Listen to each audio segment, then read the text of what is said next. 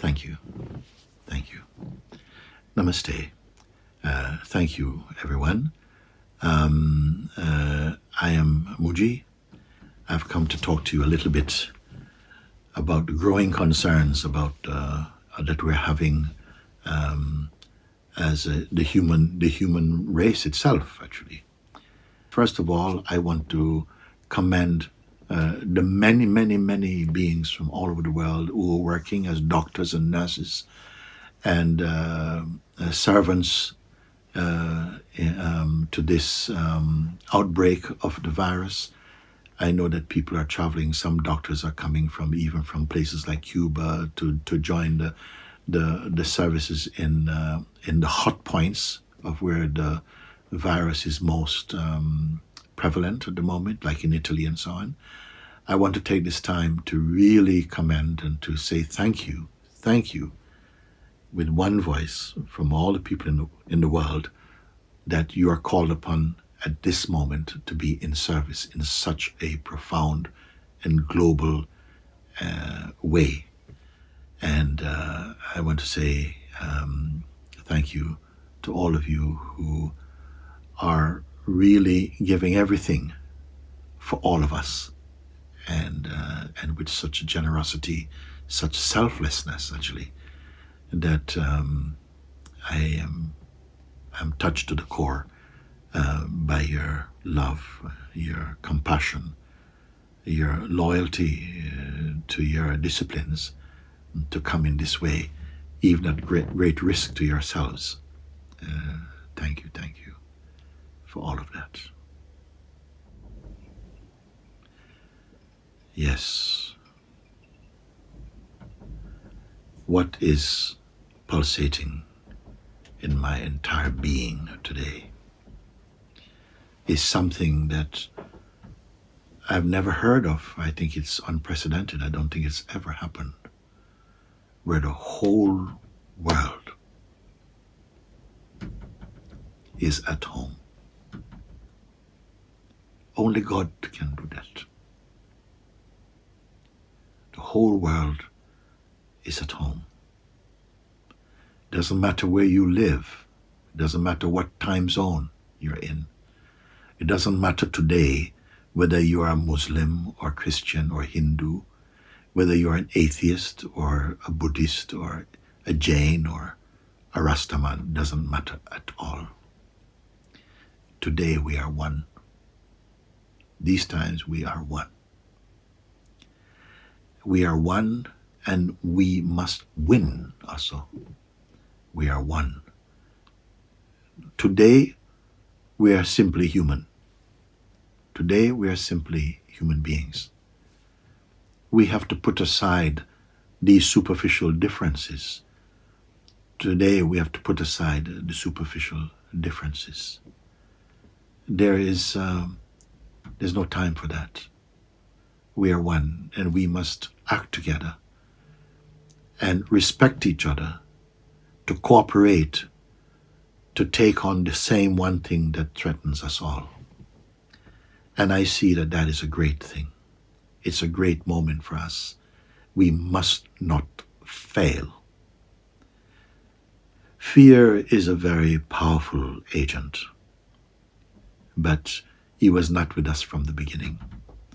It is not fundamental or original to our nature to be afraid. Love is our nature, and peace and joy, and an appreciation of what is right and what is good.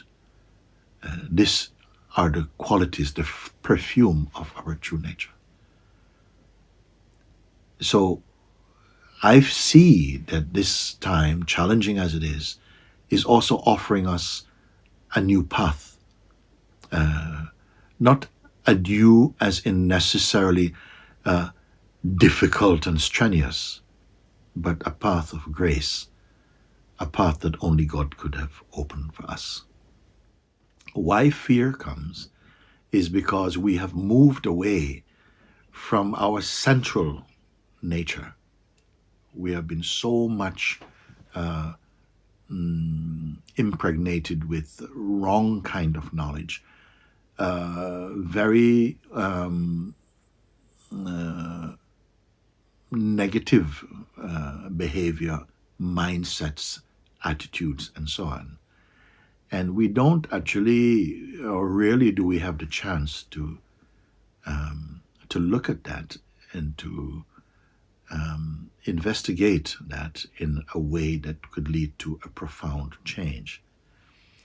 It's only in situations like this where we are compelled to pay attention that we stand a chance of really looking more deeply towards ourselves. Mostly our attention in life is on the outward going momentum, going towards the sense objects, going towards things which are momentary in their nature, material things, things to do with our egos, and fear also. Fear is strongly behind that kind of movement. Fear of being without, fear of being disrespected, fear of being abandoned, fear of being at the bottom end of society, all kinds of things. Fear of being attacked, fear of becoming sick, fear of dying, all these things we have in some way been infused or imbued inside our nature. We don't realize it because it's coming from every direction normally. And so I feel that over time, the human soul has become, I would say, toxic with so much negativity.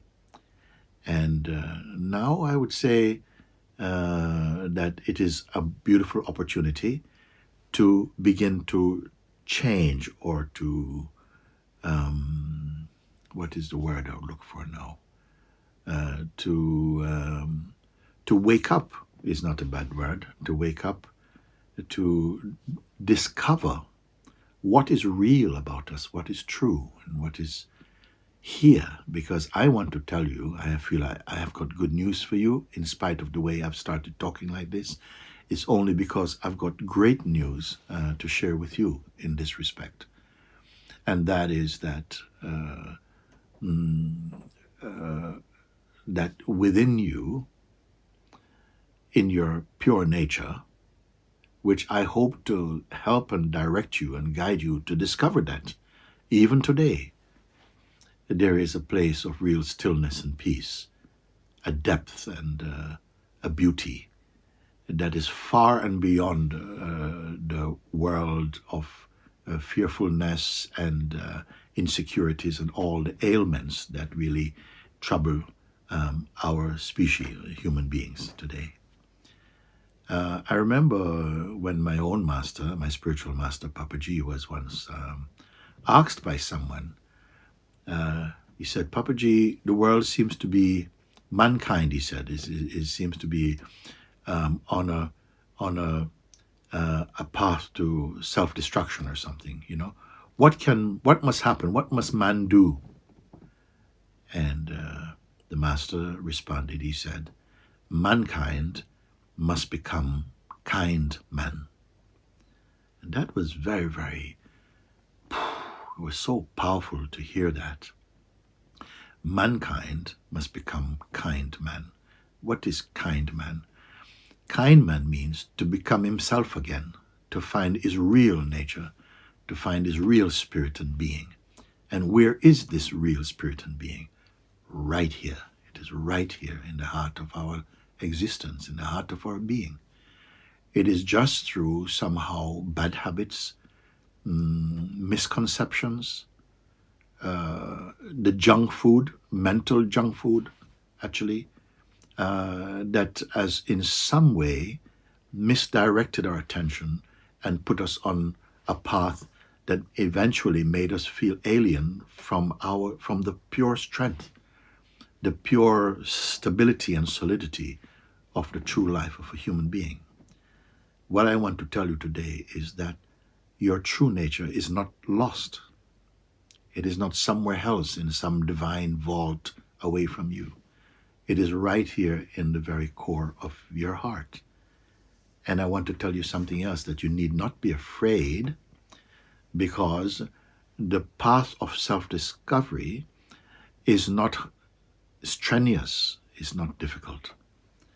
In fact, with a situation being as challenging as it is today, I feel that nature, life, God is offering us an opportunity, actually, to go within. Because mostly our energies has been going outward. It has to go heartward. And the way of that is through some simple guiding will reveal, and I say reveal rather than create. And that should be good news for you, because if I had to say to you that you have to be creative in this, many of you would say, I don't think I have the confidence or the ability to create. But what I'm saying is that what is pure in you is intact already. It only needs to be recognized or discovered again, and you'll find that you are already one with that. What it really amounts to is the loss of this tendency to hemorrhage energy, meaning to waste energy pursuing the wind or pursuing things which are of no real value. What I would say to you is that as you discover more and more, you will fall in love with what you are discovering. It will make you much more stable. And that fundamental discovery, I would say, is the most important discovery in the human kingdom. It's not that, it's going to be so strenuous, so heavy, we have to do so many things to change. Actually, this is another